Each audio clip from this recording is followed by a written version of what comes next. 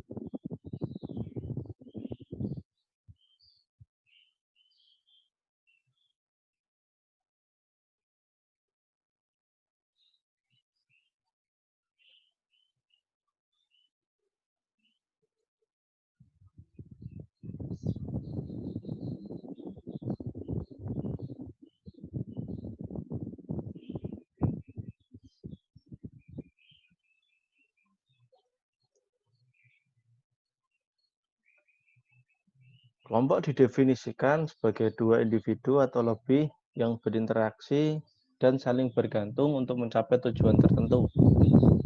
Di sini sama seperti dengan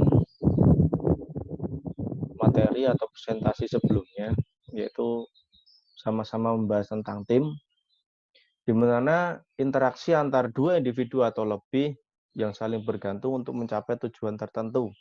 Itu adalah definisi dari sebuah kelompok. Memberikan pengertian kelompok sebagai beberapa orang yang bergaul satu dengan yang lain. Ya, itu menurut Sprott. Kalau menurut Smith menyebutkan bahwa kelompok adalah suatu unit yang terdapat beberapa individu yang memiliki kemampuan untuk berbuat dengan kesatuannya dengan cara dan atas dasar kesatuan persepsi. Nah, di sini Anda bisa melihat ya atas dasar kesatuan persepsi. Nah, di sini atas dasar kesatuan persepsi, individu yang beranggotakan dua atau lebih, mereka memiliki tujuan yang sama dari persepsi yang sama pula. Di situ menyebutkan bahwa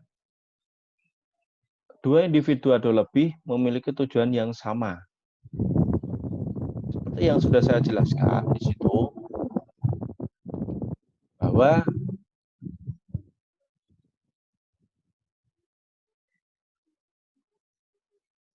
kelompok itu bisa terbentuk dari sekumpulan orang yang kemungkinan mereka memiliki kesamaan tujuan. Contohnya bisa saya katakan adalah ketika Anda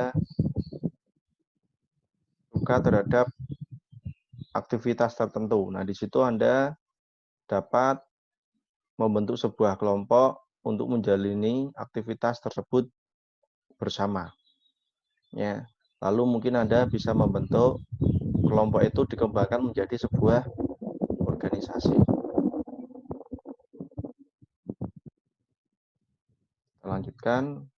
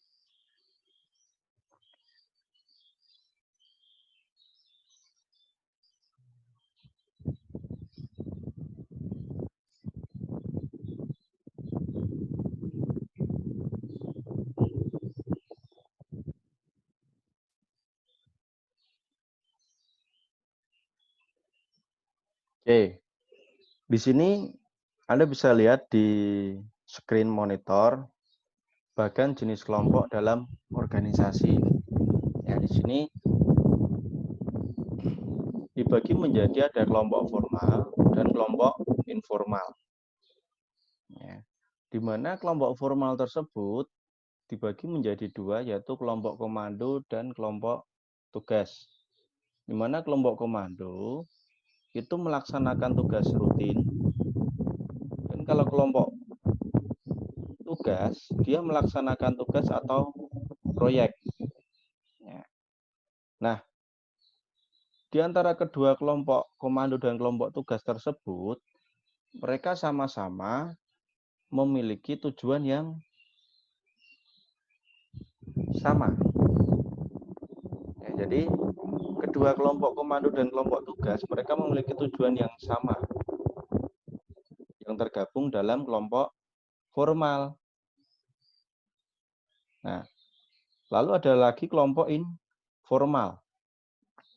Ya, kelompok informal yaitu kelompok persahabatan dan kelompok kepentingan. Mereka juga memiliki tujuan yang sama di sini. Ya, mereka memiliki tujuan yang sama antara kelompok persahabatan dan kelompok kepentingan. Ya. Jadi ketika sebuah individu yang terdiri dari dua atau lebih, mereka dapat membentuk sebuah kelompok yang dibagi tugasnya, yang dibagi secara kepentingan individu tersebut, walaupun mereka memiliki divisi masing-masing, tetapi di situ Anda lihat bahwa mereka memiliki tujuan yang sama. Jelas tujuannya itu memajukan kelompok yang sudah dibentuk.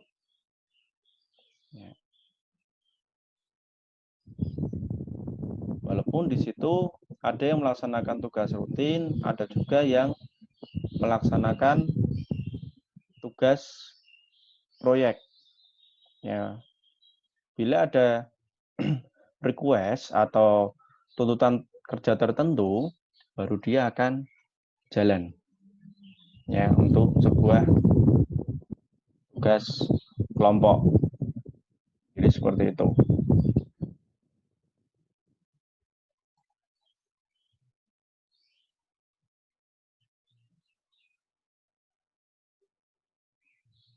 Kita lanjutkan.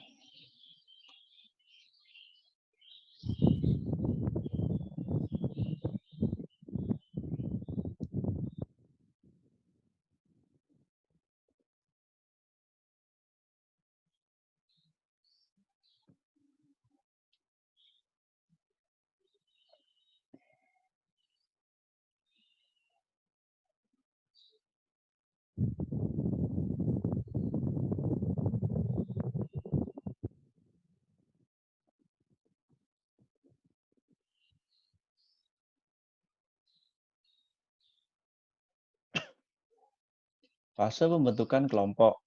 Pembentukan kelompok pada dasarnya merupakan suatu rangkaian proses yang dinamis yang terdiri atas beberapa fase berikut. Yang pertama, pembentukan, merebut dati, pengaturan norma, melaksanakan, dan pengakhiran. Pada fase pembentukan ini, Anda harus mengumpulkan anggota yang memiliki tujuan, bisa dari hobi, bisa dari apapun itu, yang memiliki tujuan yang sama untuk Anda ajak dalam pembentukan sebuah kelompok. Nah, bagaimana itu? Nah, Anda harus story atau merebut hati. Bagaimana seseorang ingin bergabung terhadap kelompok Anda, tetapi kelompok Anda tidak memberikan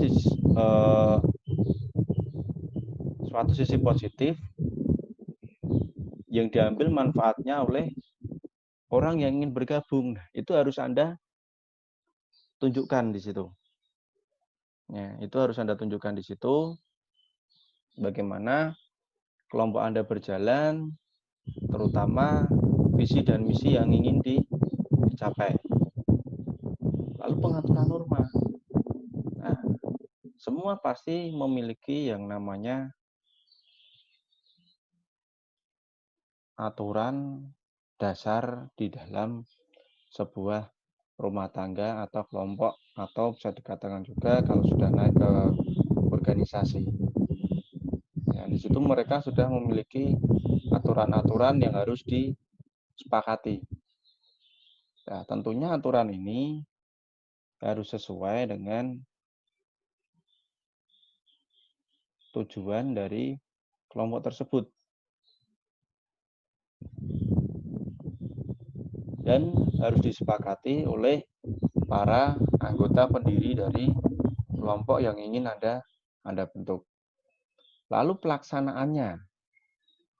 Nah, ketika Anda sudah ada di dalam 3 fase ini,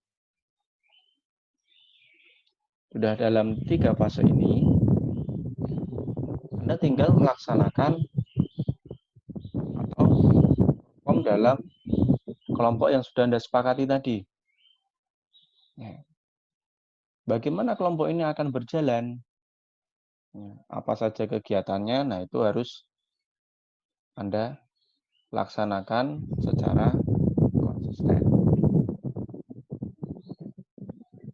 Yang terakhir adalah pengakhiran. Bagaimana kelompok ini apabila sudah melaksanakan dan sudah dapat mencapai tujuan yang sudah disepakati dari awal, otomatis ada yang namanya pengakhiran. Nah, pengakhiran ini juga harus masuk sebelumnya ke dalam pengaturan norma. Ya, pastikan dari fase 1 sampai ke 5 ini sudah tercatat ke dalam poin ke-3. Oke.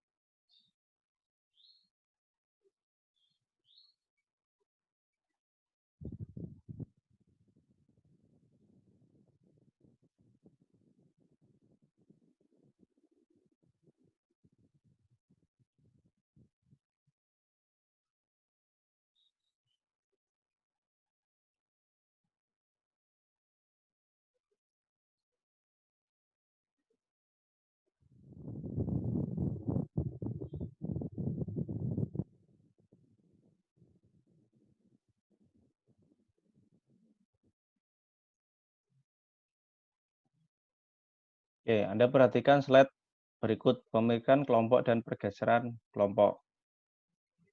Pemikiran kelompok merupakan diskusi kelompok yang muncul dari anggota grup yang berusaha keras untuk mencapai kata mufakat. Ya, jadi mewakili dari kebulatan suara. Ya, saat merumuskan suatu keputusan di dalam kelompok. Oke. Jadi di dalam sebuah kelompok atau dari anggota grup ini harus memiliki yang namanya kata mufakat karena mewakili kebulatan suara, di mana ini adalah menjadi solusi akhir di dalam sebuah diskusi kelompok. Saat merumuskan suatu keputusan di dalam kelompok, nah harus ada kata ini.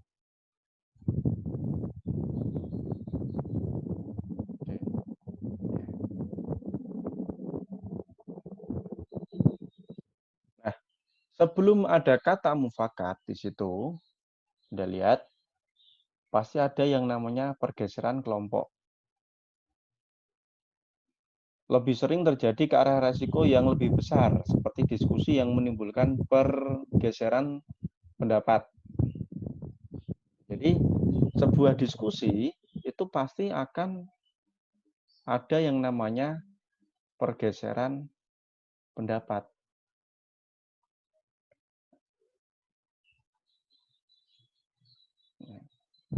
Nah, terkadang di situ ada yang namanya anggota, di mana anggota tersebut memiliki vokal atau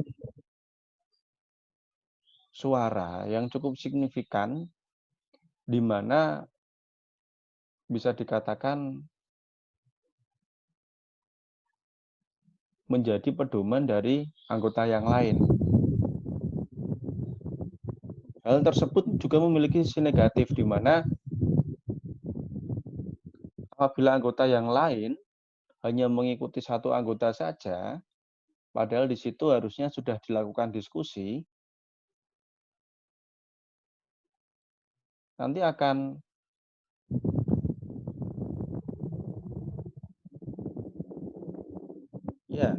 terjadi pergesekan apabila solusi tersebut ternyata salah untuk diterapkan. Ya, jadi itu yang harus Anda pahami.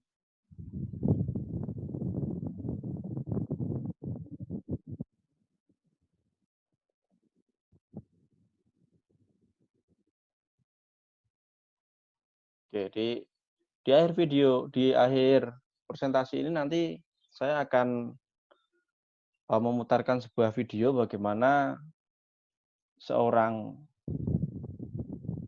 leader atau kelompok dalam menjalankan tugasnya yang baik dan yang benar. Kita lanjutkan dulu ini.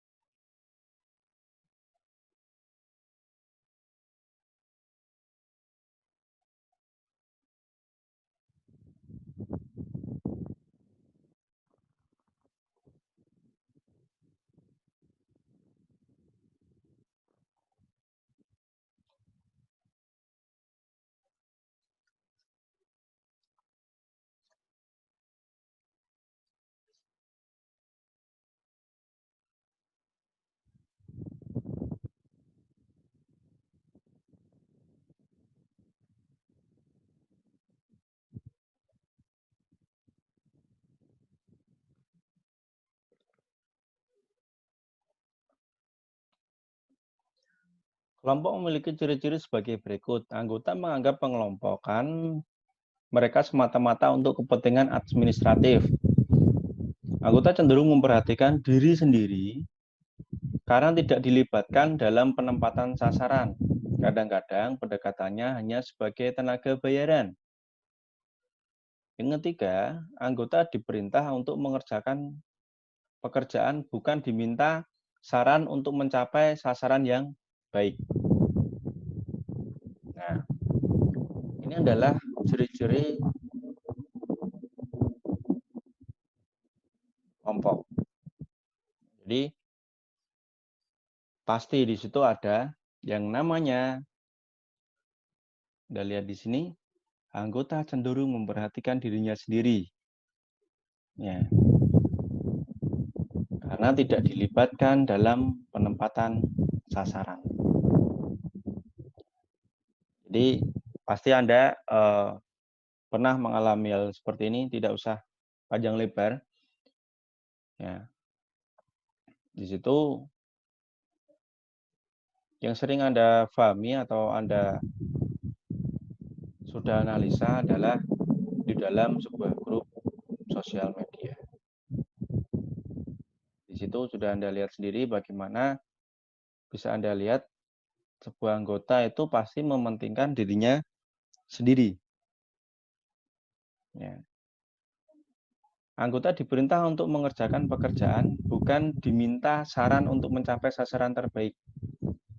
Nah, ya, ini adalah kelompok. Ya, beda dengan organisasi. Kalau kemarin kita sudah sedikit membahas organisasi, kalau organisasi pasti ada yang namanya sebuah penempatan tugas atau struktur. Kalau kelompok di sini diperintah untuk mengerjakan pekerjaan, bukan diminta saran untuk mencapai sasaran yang terbaik. Karena memang beda antara kelompok dan organisasi. Oke, mungkin ada yang ditanyakan, silahkan saya beri waktu.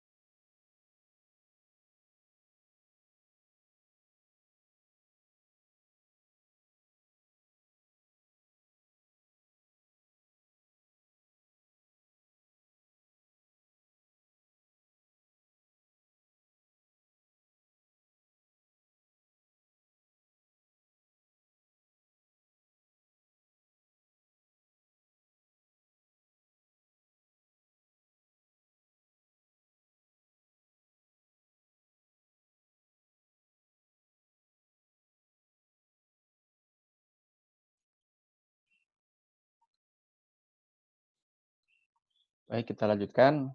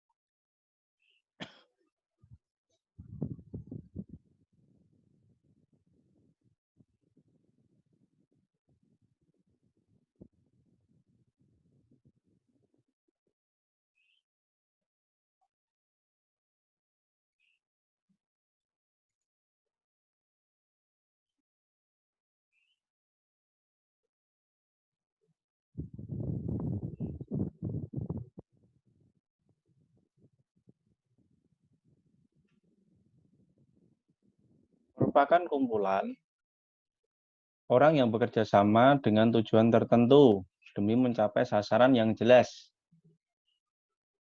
yang diketahui oleh semua anggota tim dalam suasana saling mempercayai dan penuh percaya diri serta mengutamakan kerja. Berikut adalah kutipan dari beberapa pengertian tim menurut para ahli. Sebuah unit yang terdiri dari 2 orang atau lebih yang berinteraksi dan mengkoordinasikan pekerjaan mereka untuk menyelesaikan sebuah tugas yang spesifik. Lalu, itu menurut Duff tahun 2003. Lalu di sini ada juga menurut Hansecker tahun 2001. Tim adalah kelompok dengan keterampilan yang saling melengkapi dan berkomitmen untuk mencapai tujuan bersama secara efektif dan efisien. Nah, di sini Anda bisa menggarisbawahi di sini adalah dengan keterampilan yang saling melengkapi. Nah, setiap tim atau kelompok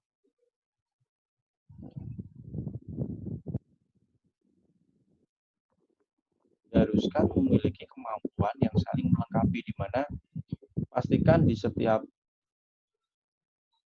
peran tugas itu disesuaikan dengan kompetensinya masing-masing anggota.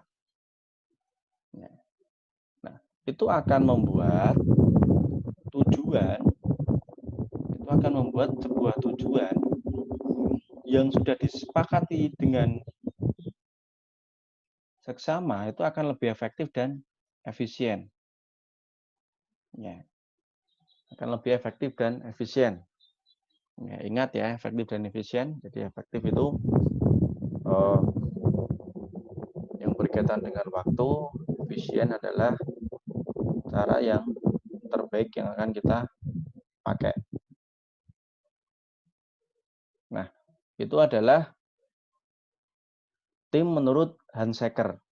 Ya memang seperti itu. Jadi ketika Anda melamar pekerjaan, di situ lowongan yang ada itu pasti banyak, tetapi tidak semua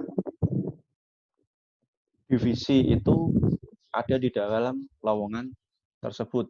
Karena apa? Karena di dalam sebuah pekerjaan atau di dalam sebuah lowongan tersebut itu disesuaikan dengan apa? Dengan kompetensi yang akan dicari oleh perusahaan tersebut. Jadi tidak semua kompetensi bisa masuk ke dalam sebuah lowongan yang dicari oleh perusahaan. Oke, kita lanjutkan di sini.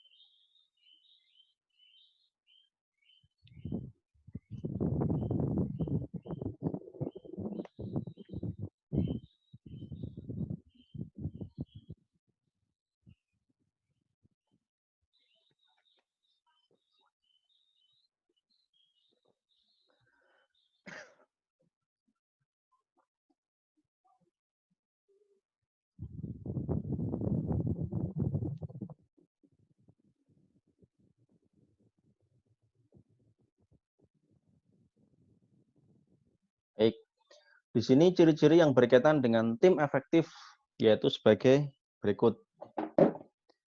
Yang pertama adalah anggota menjalankan komunikasi dengan tulus. Mereka saling memahami sudut pandang masing-masing. Anda harus paham bagaimana karakter teman Anda atau anggota di dalam satu tim. Anda harus paham dari sudut pandang masing-masing. Lalu anggota tim ikut merasa memiliki pekerjaan dan organisasinya karena mereka memiliki komitmen terhadap sasaran yang akan dicapai. Jadi, Anda sebagai anggota tim harus memiliki pekerjaan dan organisasinya itu serasa milik Anda, dan mereka memiliki sasaran yang akan dicapai karena sasaran tersebut adalah sasaran bersama, ya, bukan untuk individual. Anggota berpartisipasi aktif dalam pengambilan keputusan. Oke, di sini Anda lihat keputusan tetap di tangan pemimpin. Oke. Ya. Oke, memang semua keputusan ada di tangan pemimpin. Anda harus paham bahwa seorang pemimpin itu memiliki yang namanya suatu hak, yang namanya hak prerogatif. Di mana hak prerogatif itu adalah hak mutlak yang dimiliki oleh seorang pimpinan. Ya. Ini beda dengan otoriter. Jadi ketika Anda memilih pemimpin, itu pastikan Anda mengetahui latar belakang dari pemimpin tersebut. Karena Anda harus paham, karena pemimpin itu memiliki hak prerogatif. Di mana hak prerogatif itu hak yang paling mutlak yang nantinya akan dijadikan suatu mufakat oleh suatu kelompok. Ya, sekalipun di situ ada solusi-solusi yang lain dari para anggota. Oleh karena itu, Anda harus berhati-hati dalam memilih seorang pemimpin. Ya, karena mereka memiliki hak prerogatif. Ya, karena hak prerogatif itu dapat digunakan kapan saja ketika dia memiliki sebuah forum. Sekalipun penganut paham demokrasi. Jadi di situ. Ya. Tetapi biasanya pemimpin yang bijak dia akan menggunakan hak prerogatifnya itu ketika memperoleh hasil yang buntu atau jalan buntu. Hak prerogatif itu akhirnya pemimpin gunakan agar dapat ketemu solusi di dalam forum tersebut.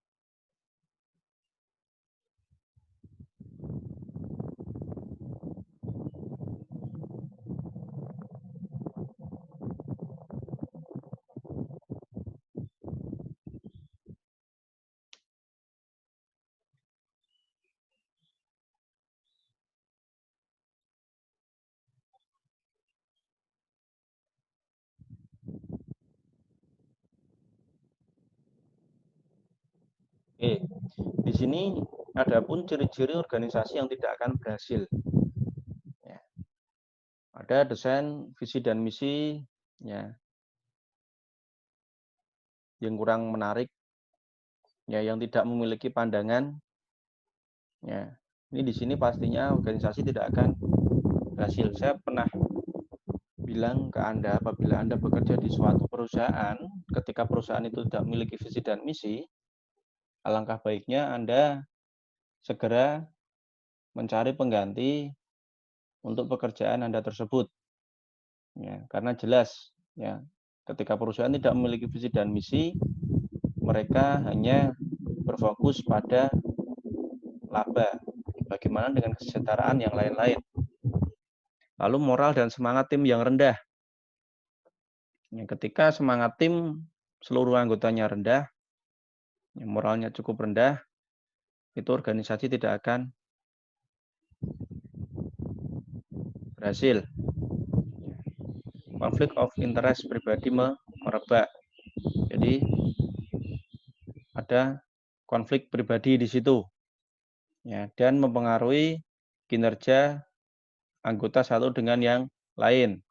Kemampuan mental, ya, intelijen, kreativitas yang cukup rendah di semua anggota. Bagaimana Anda ingin membuat sebuah program baru atau solusi yang baru untuk masalah Anda ketika Anda tingkat intelijensianya dan kreativitasnya cukup rendah. Ya. Lalu seleksi yang kurang berhasil. Ya. Analisa yang kurang bagus, yaitu akan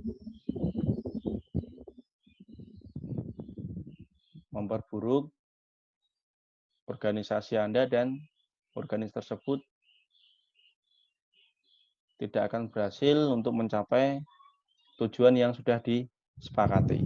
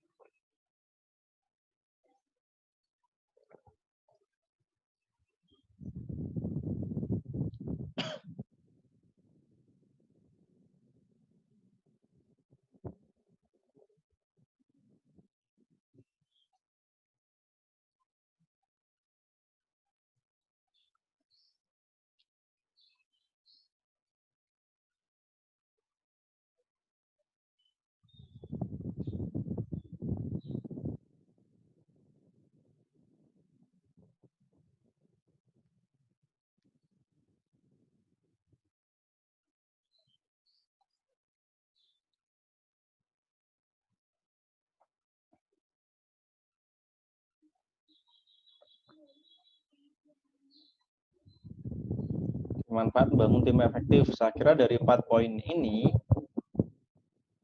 Anda sudah dapat memahami ya, anggota kelompok lebih berprestasi ini pada poin keempat dalam bekerja sama dengan tim dan tim lainnya.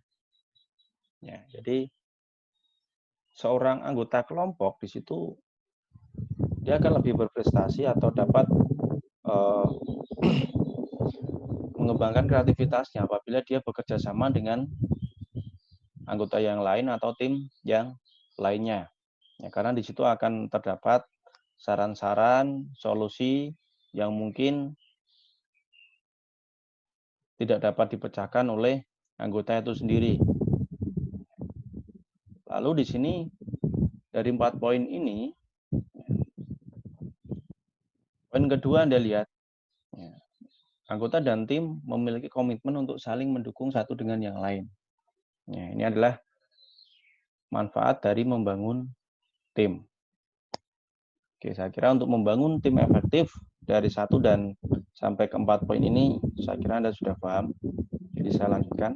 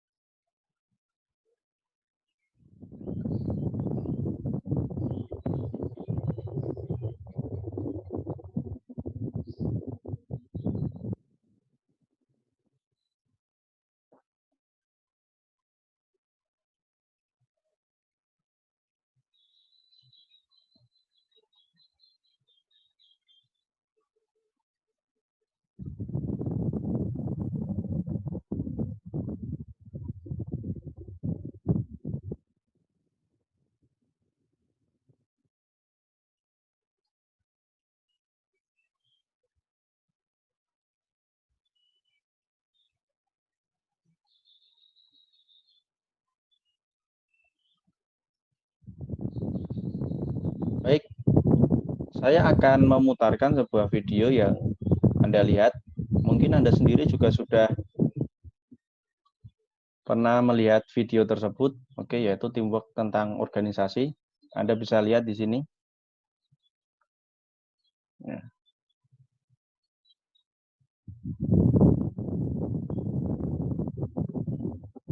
Ini bagaimana seorang kelompok dalam sebuah organisasi harus bekerja.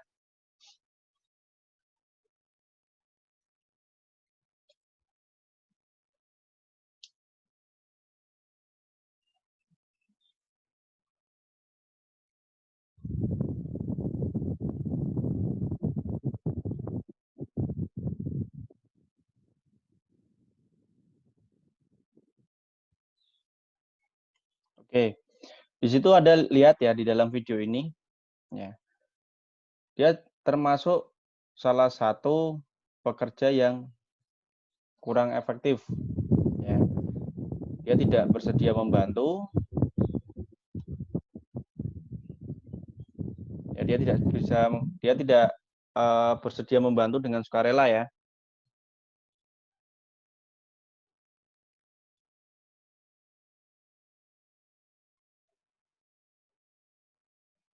Nah, di sini Anda lihat lagi ya, sumber masalah. Dia hanya akan membuat masalah dalam suatu tim.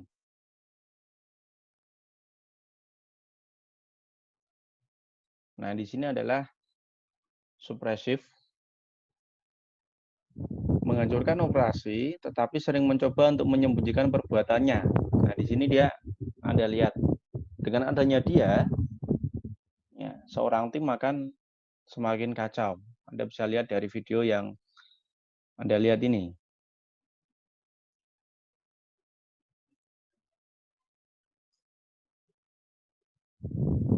Bagaimana seorang tim yang teamwork bekerja cukup bagus tadi. Nah, ya. Nah, kalau seperti ini tujuan akan dapat berjalan dengan lancar. Jadi seorang pemimpin harus dapat mempelajari hal itu.